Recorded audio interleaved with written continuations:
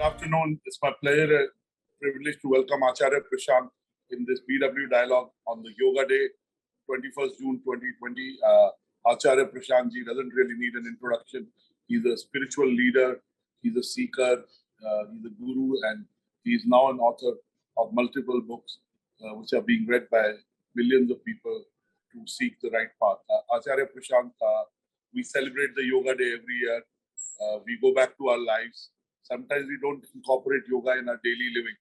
Why should one incorporate yoga in one's daily living? Because one is not okay as one is. Had we been perfectly all right, there was no need to change anything, bring in something new, or exclude something. And it is not really the body that is not all right. Given the advancements in technology, medical science, and the prosperity we have today, our bodies are probably better placed and we are healthier than we were ever at any point in history. You look at the average age of the human being today. In some countries in Europe, it is going closer to 90 years now. Even in countries like India, it's shifting towards the 80 years mark. We have eradicated so many diseases. We are quite in control of much that is physical. The problem is the mind. Therefore, when we talk of yoga today, it must be yoga of the mind. That which we think of and talk of as yoga popularly are just physical exercises. Much of that does not deserve to be called even the first step of yoga. Yoga has to do with the mind because that is where our problems are, that's where our sufferings are. Is that not true? Are we problemed? Are we troubled because our knees are aching and we have a stiff back? Is that really a problem? And if that is a problem, then medical science has answers for that. Our real problems, I'm not denying that people do have sore knees, but our real problems lie somewhere else. Nobody commits suicide because the knee is bad. Nobody would say that his life has been destroyed by his stiff back. But we all, if we are to really account for the thing that is severely degrading our quality of life, it would be our mental condition. So real yoga has to do with how the mind is placed. Unfortunately, too little emphasis. In fact, negligible emphasis is being put on that. So probably the Yoga Day is a good opportunity to shift the focus on the right thing. Absolutely. A lot of us have stress which may not show up in physical symptoms. And young people are dying. Today morning I lost a 46-year-old young friend. 46. He was absolutely physically healthy. He had heart attack. We lost singer KK. We don't even know what's happening to our bodies because of what's happening to our mind. Right. Clearly, yoga is needed. Now, there are lots of myths around yoga. Can you tell us what these myths are? And while you talk about them, also bust them. Because as you rightly said, we think of yoga as a bodily thing, but it's not. It's about bringing the mind into an equilibrium. And again, we spend much lesser time in nature. So breath is so give us a sense of why is yoga even more important and how can busy executives incorporate yoga in their daily life? You see, the fundamental myth is that yoga has got a lot to do with the body. In fact, that myth is the biggest obstacle in the way of real yoga. You look at the way yoga has assumed an imagination in the popular culture. The entire iconography around it. And immediately what comes to mind is a fit person in a particular asana or mudra. Now that's good to look at, but that's not yoga. That's just not yoga. As someone who loves the Bhagavad Gita and has been teaching that beautiful scripture since long, you look at Gita chapters 2, 4, 6, 10. Sri Krishna has very unequivocally explained what yoga is. When the mind is adhering steadfastly to what is right, that is the state of yoga. You have to know who you are and you have to act accordingly. You have to be one in unison with that which really matters, and that union is called yoga. Yoga is not about, as they say, the coming together of body, heart, mind, soul, and a few other things as well. And there is just so much meaningless poetry around it that sounds flowery but amounts to nothing. Yoga is simply about the mind remaining constantly riveted to, hinged to what is right.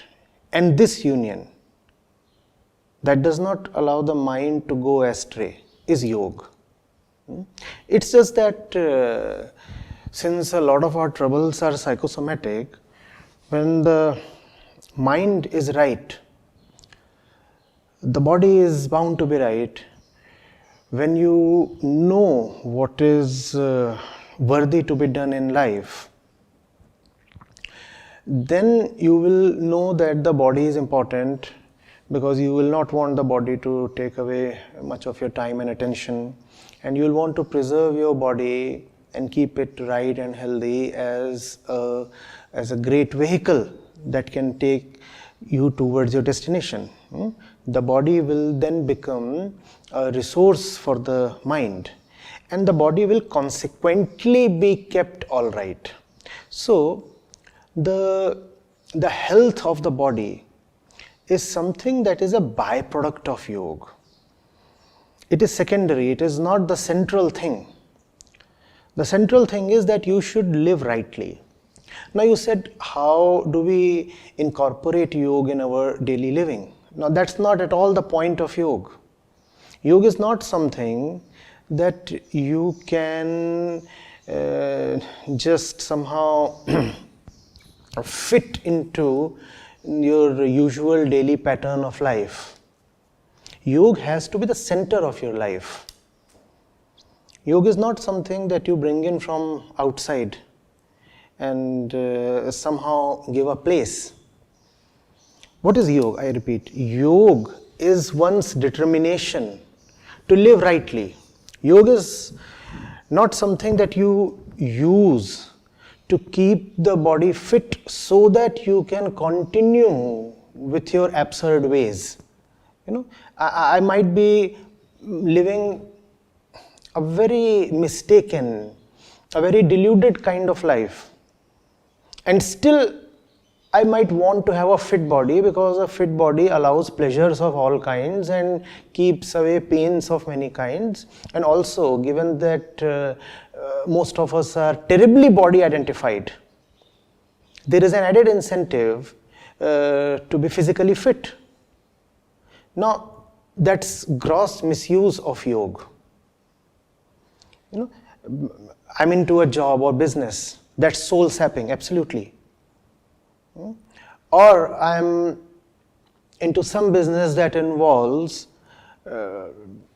very meaningless kind of display of body, let's say. But because I want to be all right, because I want to do well in my profession, therefore I use, or rather misuse or misappropriate yoga to serve my purposes. I'll give you an example. Long back I had read that there was this bunch of extremists, and when they were to launch an attack on one of the destinations, one of the targets they had set, they were actually trained in breath control and some techniques of so-called physical yoga, so that they could more effectively, more efficiently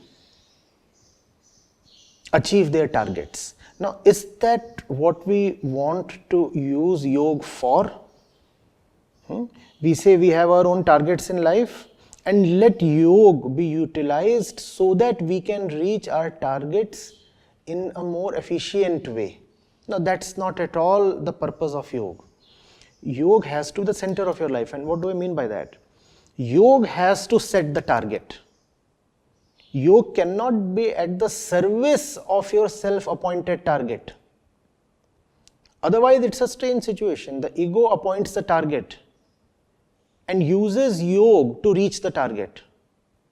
That's like, using the greatest kind of weapon for the lowest kind of purpose. The greatest kind of resource, the greatest kind of knowledge for the lowest kind of purpose. Yoga could have been something that potentially redeemed us. Instead, it has become something that is grossly misused. I said once, you might find it interesting, that if yoga is about physical fitness, then Arjun was probably one of the fittest persons on the battlefield already. It is in fact possible that physically Arjun was better off than even Krishna, because he was the mightiest warrior and the archer of the times.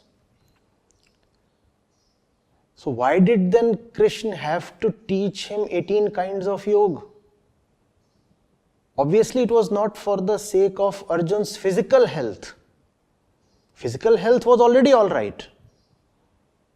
Now we all are Arjun in the sense that physically we are more or less already all right.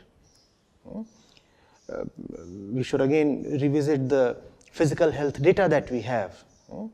We are living longer lives, and in fact we are taller now. The average weight of the world has increased. Deaths due to malnutrition are lower today than other points in history. So physically we are doing almost okay. In fact, the physical problems that we have today, a lot of them are attributable to our mental bankruptcy. The problems that we face, for example, due to pollution and all the lifestyle diseases, they are not really physical problems. They are coming because of the mind. So we are like Arjun in the sense that there is not much purely physical trouble. There is not much purely physical trouble, yet there is a lot of trouble. And that trouble is coming from the mind. And that's why yoga is needed, just as Arjun needed the 18 chapters, the 18 kinds of yoga that Krishna taught him. So this myth has to be busted. This misconception has to be totally negated. Otherwise, on the yoga day, you will again have leaders and politicians and everybody who wants to have his share of the limelight coming in front of the camera and displaying a few physical poses and passing that off as yoga. That is not at all yoga. That's a stretching exercise. Or that could be strength exercise without using external weights. You go to the gym, you use iron weights, or you could do the same exercises using body weight. Now, stretching and strength building, this is not at all yoga. I'm not denying the importance of this. Everybody should have a flexible body. Stretching is great. We all must have powerful muscles. So, having a well-toned and strong body is again great. But please, that is not yoga. That is not yoga. Let's not corrupt the very concept itself. And if you will go closely into the psychological aspects of it, the ego has a vested interest in limiting yoga, in actually caging yoga within the concept of physicality. Because if yoga is not arrested within the bodily walls of physicality, then yoga will attack the ego itself, and the ego does not want that. So the ego has played a clever, dirty trick. It has said, yoga is wonderful, yoga is great, and yoga is physical. Now the moment you liberate yoga from these artificial and unwise physical constraints, yoga becomes such a powerful force of life transformation. Then you have to read, then you have to understand. Then you have to go into what Patanjali and Sri Krishna actually meant. Now, that is something we do not want to go into. But we are very happy with having a slim body because it helps in doing whatever we want to do. And that's the evil in it, whatever we want to do. Why do you want to do whatever? Why don't you do that which is right? And yoga is about that itself, doing what is right, not doing whatever. You have ample gurus who will come over and say, oh, you do this, and then you can do whatever you want to do. Now, the moment you hear this kind of phraseology, that yoga will help you do better whatever you want to do, I suppose one must run away. Because that's exactly antithetical to yoga. Yoga is not about doing whatever you want to do. It's ego that says that. Not the dedicated, devoted, wise mind. No, that does not come from there.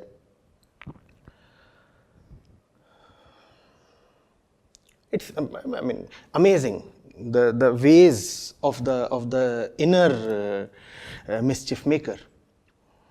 We can take the greatest gift given to us and turn it into something that we want to use as almost as an intoxicant, like youngsters who take cough syrups to get inebriated. There is no medicine that cannot be used as a narcotic drug, and that's what we are doing to yoga as well. It's a medicine. Yes, please. You're saying that we have to do the right thing for the right reason in the right manner. Absolutely right intent, and again you're talking of doing the right dharma in every aspect, having the right thoughts, having the right action, having balance in pursuit of even economic benefit in worldly goals, using the right means to achieve the right ends. So means are equally important. You're right, we are so identified by our name, our body, where we come from. We don't identify as souls. We don't identify as, souls in a body, so to say. So I understand, and let me ask you another question. Today on the World Yoga Day, is there a mantra you already said do the right thing for the right reason. You already said, don't abuse your body, don't abuse your mind. And mind comes from right practice, from doing the right things, balance in life, doing whatever your dharma is, whatever you do, there is the right thing to do in that, doing that. And when your mind, they say when your mind and your actions are in sync, what you say, what you do, what you believe, if all three are in sync, then you have a healthy mind, so to say. You have a healthy living, you have a harmonious living, whatever word you want. You are living to your higher purpose. I mean, what is this fixation with perfection today? So I am a Hindu. I only believe the perfect person is Lord Shiva. Only Lord Shiva is perfection incarnated, right? So how do we live our life? While it is a conversation on yoga and yoga, you brought in a larger connotation. Doing yoga in what context? Doing yoga for what purpose? Hence, give us some thumb rules for living your life then. You see, that exactly is the point. If you take Shiv as perfection, then there has to be a certain love for perfection. And life has to be a relentless, unending pursuit of that perfection. That which might be unattainable, and the scriptures clearly say so, that it is something that you will never really get to hold or come to touch or really meet in the normal sense of the word. But still, if you just remain devoted to it and pursue it, life will become worth living. Not the attainment. Even the pursuit is sufficient. And that pursuit is something that would anyway happen if your respect for that which you are calling as perfection or Shiv is genuine. What kind of person am I if I venerate Krishna and have nothing to do with what he is teaching? So, and that is not really a policy or an option or a smart trick to play to oneself. You see, the mind is fed up of its follies. The mind is a constant thirst. The mind is always stuck, always challenged, always bemused, seeks more, is not satisfied with what it has, and does not even know what it really seeks. So, going towards that which you are calling as perfection, somebody could call it contentment, somebody could call it Shiva or Krishna, is anyway the only option that you have, because without that pursuit you will anyway never feel any kind of repose or contentment or rest. One would constantly be agitated, one would constantly be dissatisfied with life. And that's not how we want to spend our life. This is not just theory or ideology. This is the fact of who we are. We are born discontented. And because there is just so much agitation within and darkness within, therefore there is no option but to spend life in pursuit of light. That same light that you could call as perfection or Atma or Brahm or truth or Shiv or Krishna or Ram. The name is your choice. But that's an inevitability with anybody who has some sense and self-love. Why do you want to destroy your ears? That's the question we must ask. I mean, one is already not all right, and one is acting in ways that would only further the inner sense of injury and disquiet. Why does one want to do that? There can be no sensible, plausible reason. So spirituality, therefore, is not something that one gets into. Spirituality has to be the only way of life if one is not adamant on self-destruction. Absolutely.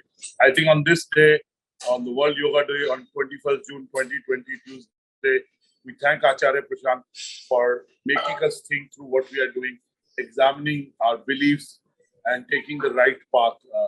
As he rightly said, spirituality is a way of living. It has to be reflected in the choices we make, the means we take to it. And he rightly said, sometimes the mind doesn't know what it seeks. And just being in the moment, being mindful is possibly one way to then get to that path. So we are grateful to you, Acharya Prashantji, for doing this conversation, which is a benefit to our viewers and readers on the World Yoga Day. And again, look at yoga and yoga in a holistic way, in a deep way, and not just in a superficially, in a exercise or a stretching, activity. So thank you so much. We're grateful to you, and we look forward to doing more conversation soon. Thank you. Thank you. That was Acharya Prashant talking to us about the deeper meaning of yoga and how our actions and thoughts have to be aligned to live the life of purpose. Thank you so much. We'll be back soon with another powerful conversation which ignites the right thought process and hopefully right action in it. Thank you, Acharya Prashant, and thank you to all of you for watching us. Thank you.